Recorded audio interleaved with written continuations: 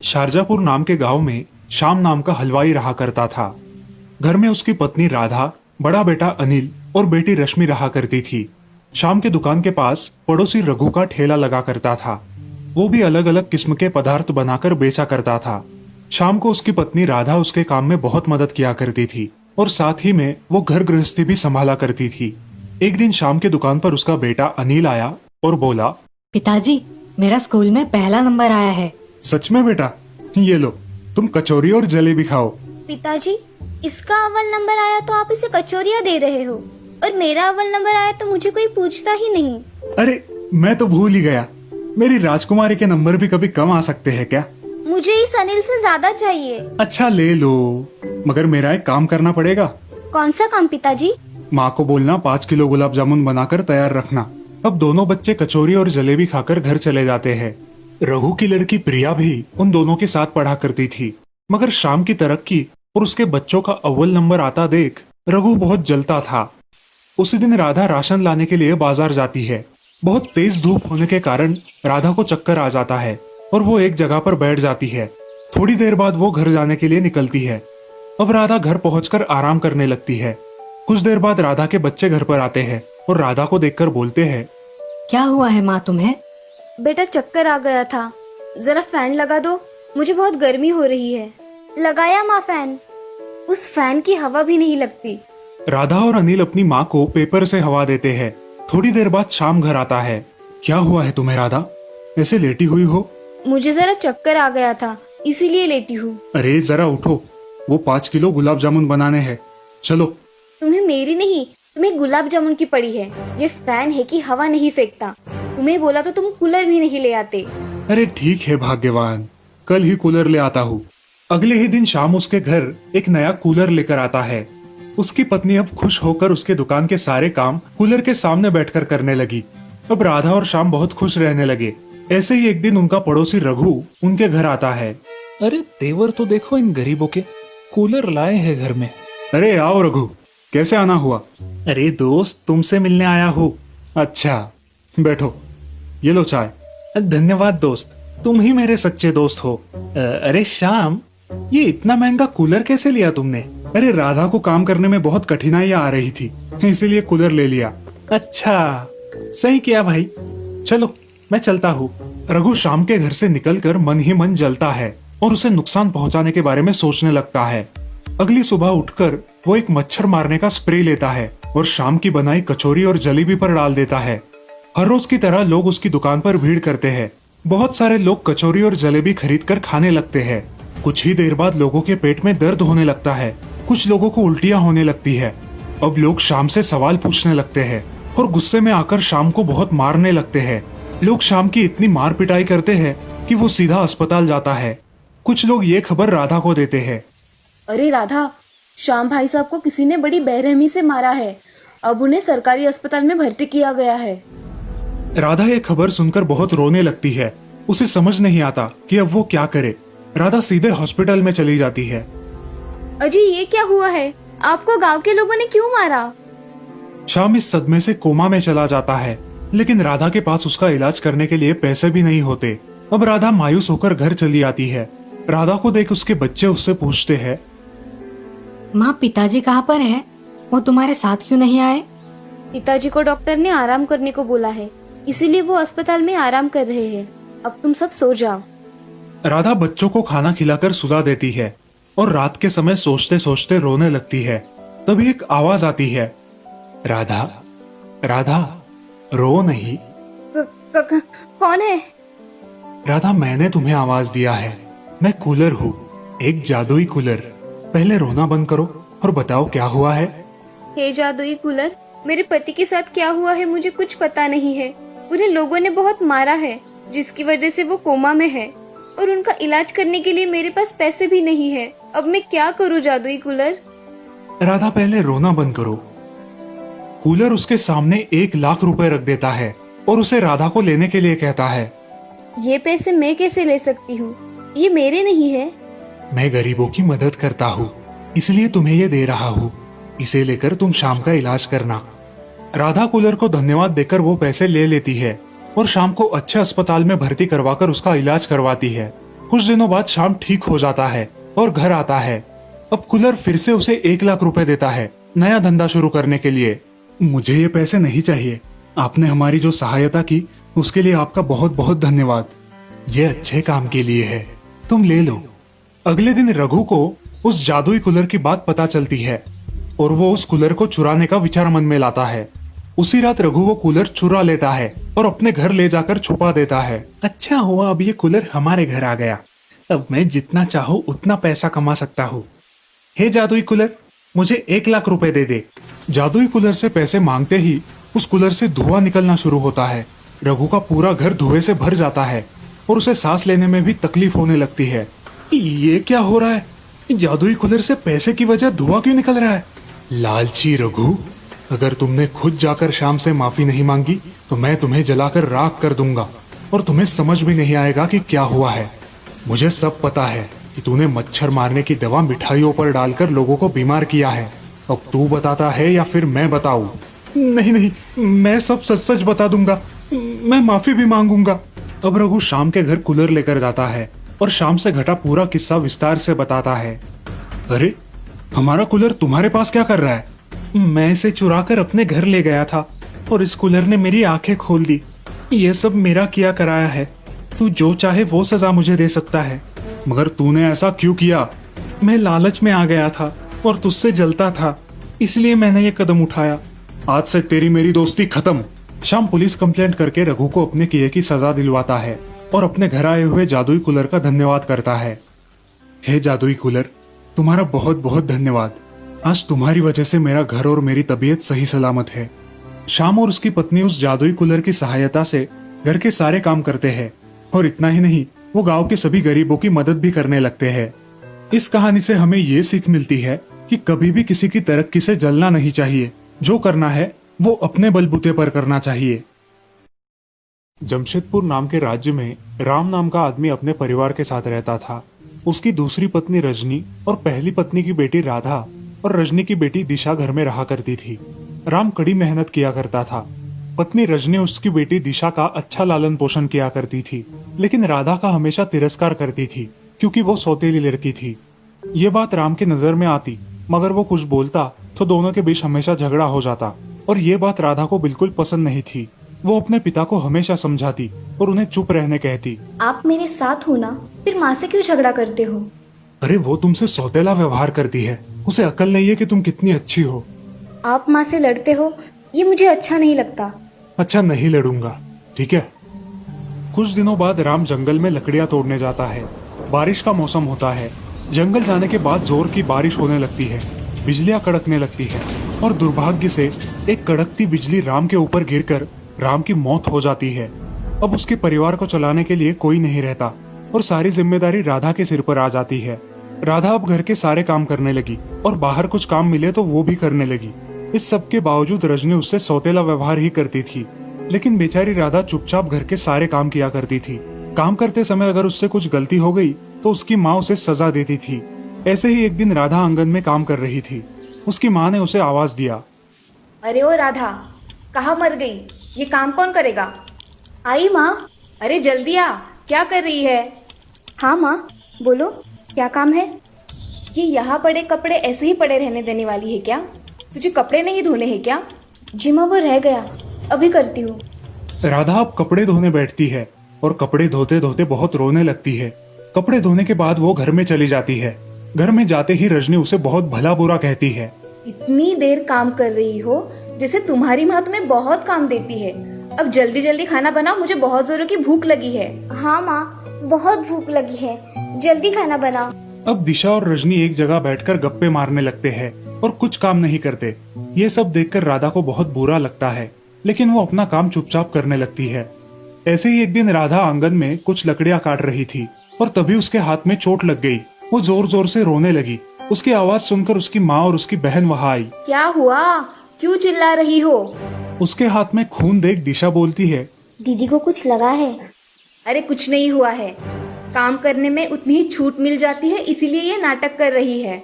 और ऐसा कहकर रजनी वहाँ से चली जाती है, लेकिन दिशा उसे हल्दी लगाती है। धन्यवाद दिशा। अब दिशा वहाँ से चली जाती है और राधा अपने माँ की याद निकालकर रोने लगती है।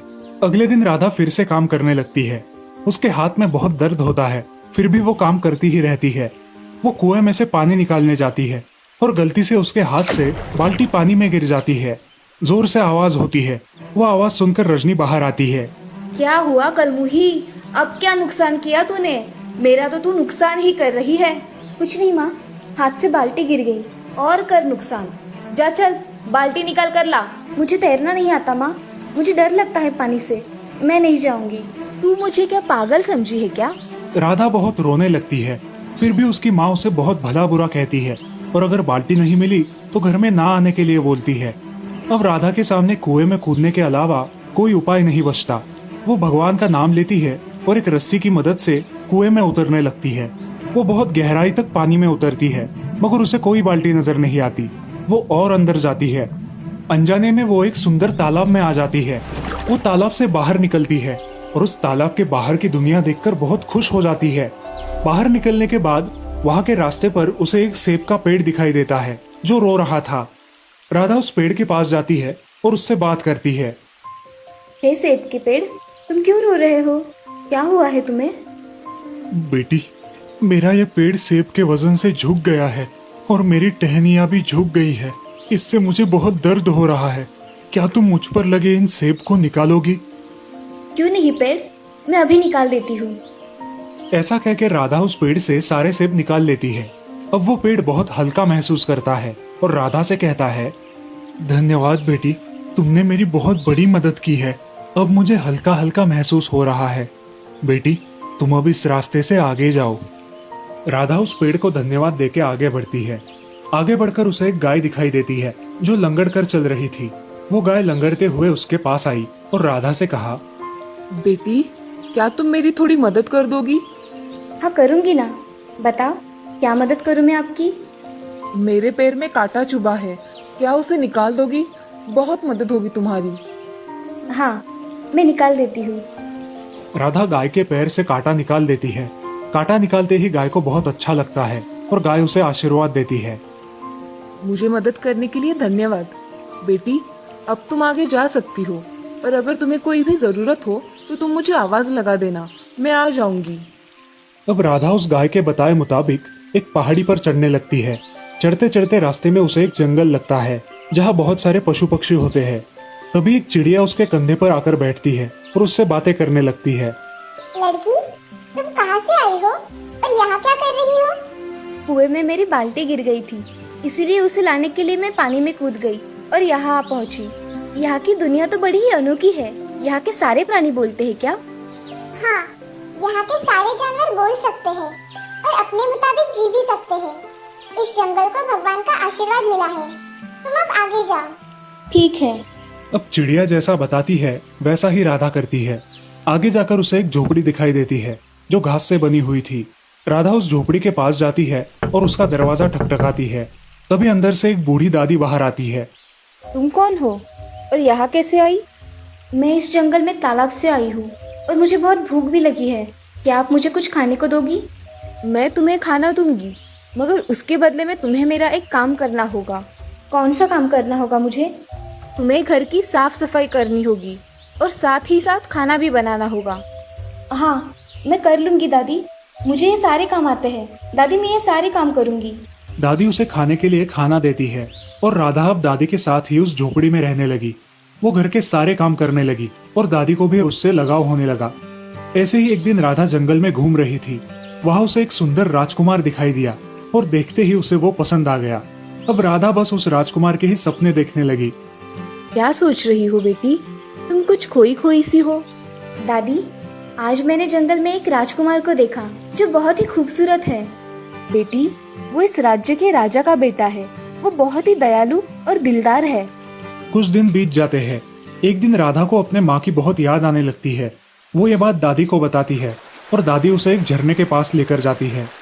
राधा बेटी, तुम इस झरने से तुम्हारे घर पहुंच जाओगी। ये लो तुम्हारी बाल्टी। ये तो सोने से भरी हुई है। राधा झरने के नीचे खड़ी रहती है और उसके बदन पर सोने के आभूषण आ जाते हैं। दादी, ये किसके लिए है? ये सब तुम्हारे लिए है। अब ये झरना तुम्हें तुम्हारे घर तक ले जाएगा। ऐसा कहते ही राधा वहाँ से गायब हो गई और अपने माँ के घर लौट आई। माँ, माँ देखो, ये तो राधा है ना?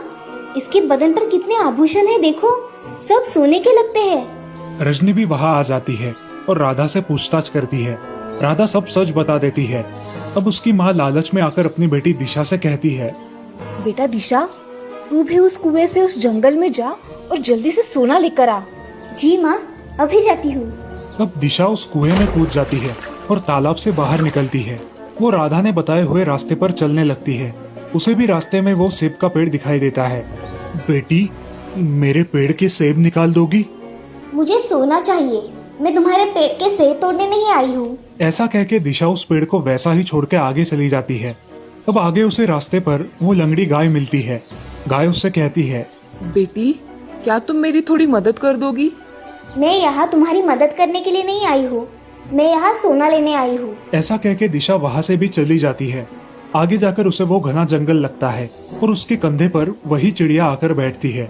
दिशा गुस्से से उस चिड़िया को पकड़कर फेंक देती है, जिसकी वजह से वो जख्मी हो जाती है। चिड़िया उससे कहती है, घमंडी लड़की, तूने मुझे जख्मी क्यों किया? मैं यहाँ तुम्हें जख्मी करने या तुमसे बात करने नहीं आई हूँ, मैं यहाँ सोना लेने आई हूँ। ऐसा कह के दिशा आगे चली जाती है। अब उसे पहाड़ी पर वो झोपड़ी दिखाई देती है। वो जल्दी जल्दी में उस झोपड़ी के पास जाती है और दादी को आवाज देती है, दादी, ओ दादी, कहाँ हो आप? अब दादी झोपड़ी से बाहर आती है और उसे देखकर बोलती है, कौन हो तुम बेटी? मैं राधा की बहन हूँ दादी, मैं यहाँ सोना लेने आई हूँ। अरे तुम राधा की बहन हो? आओ, अंदर आओ। नहीं दादी, मैं यहाँ रहने नहीं आई हूँ, मैं यहाँ सोना लेने आई हूँ। अरे राधा ने मेरे घर के सारे काम किए थे। मुझे वो सारे काम नहीं आते, मुझे सिर्फ सोना चाहिए। आप मुझे जल्दी से सोना दे दो, मुझे मेरे माँ के पास भी जाना है। तुम्हें बहुत जल्दी है जाने की। अच्छा तुम ऐसा करो, तुम मेरे साथ आओ और इस झरने के नीचे खड़ी रहो।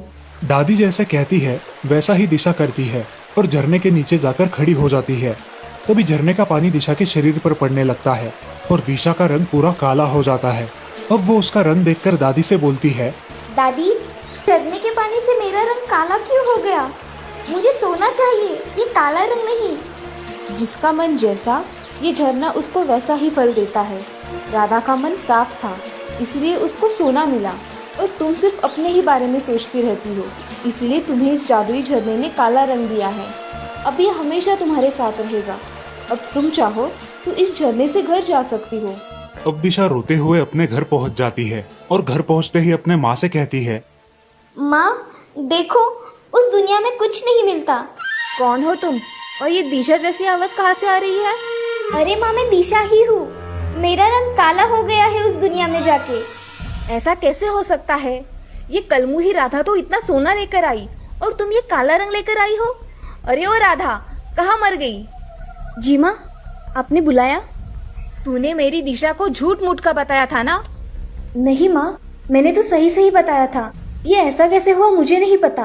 अब रजनी उसकी बेटी के साथ ऐसा होने के बाद राधा से और बुरा व्यवहार करने लगी। वो अब दिन रात राधा से काम करवाने लगी। राधा का सारा सोना उसने अपने पास रख लिया और राधा को रोज परेशान करने लगी। ऐसे ही एक दिन राधा उस दुनिया के वो सुनहरे पल याद कर कर रो रही थी। उसे वो गाय, वो पंछी और दादी, इन सब की याद आ रही थी। राधा को उस राजकुमार की भी बहुत याद आ रही थी। अब राधा ने तय किया कि उसे उस दुनिया में वापस जाना है। राधा ने उस गाय को आवाज दी, हे जादुई गाय, क्या तुम सुन सकती हो? मुझे यहाँ से ले जाओ। अब वो जादुई गाय वहाँ आ जाती है और तभी क्या हुआ है बेटी, तुम ऐसे रो क्यों रही हो? क्या आप मुझे आपकी दुनिया में ले जा सकती हो, हमेशा के लिए? हाँ बेटी, ले जा सकती हूँ। चलो चलते हैं, तुम मेरी पीठ पर बैठो, हम वहाँ चले जाएंगे। राधा उस गाय की पीठ पर बैठकर उस जादुई दुनिया में वापस चली जाती है। अब गाय उसे उस जंगल में लेकर जाती है। वो जंगल एक बड़े नगर में परिवर्तित हो गया था। उसके बाद गाय उसे पहाड़ी पर लेकर जाती है जहाँ बूढ़ी दादी रहती थी। अब उस दादी की झोपड़ी की जगह एक बड़ा राजमहल था और वो दादी वहाँ की महारानी थी। दादी, ये सब ऐसा कैसे हो गया? राधा, ये एक बहुत बड़ा नगर है जहाँ हम सब रहते हैं। जब कोई अनजान आता है तो उसके लिए ये जंगल बन जाता है। क्या हुआ राधा, तुम ऐसे अचानक यहाँ कैसे आई? मेरी माँ मुझे बहुत परेशान करती है। मैं चाहती हूँ कि मैं हमेशा आप ही के पास रहूँ। मेरे बाबा जाने के बाद आप ही ने मुझे इतना प्यार किया है। आपसे मुझे बहुत प्यार मिला है, इसी वजह से मैं आपके पास रहना चाहती हूँ। ठीक है, तुम यहाँ हमेशा के लिए रह सकती हो राधा। तुम्हारा अच्छा स्वभाव हमें बहुत पसंद आया, इसीलिए मैं चाहती हूँ कि आप मेरे राजकुमार से शादी कर लो और हमेशा के लिए इस राज्य में राज करो। मगर मैं कैसे दादी? क्यों? तुम्हें पिछली बार राजकुमार पसंद आया था ना? वो राजकुमार मेरा पुत्र है। क्या तुम उससे शादी करना चाहोगी? हाँ। दादी अपने पुत्र को राधा से मिलाती है और उस राजकुमार को भी राधा देखते ही पसंद आ जाती है। अब उन दोनों की शादी धूमधाम से होती है और राधा उस नगर की महारानी बन जाती है और खुशी खुशी उस राज्य में अपना जीवन व्यतीत करती है।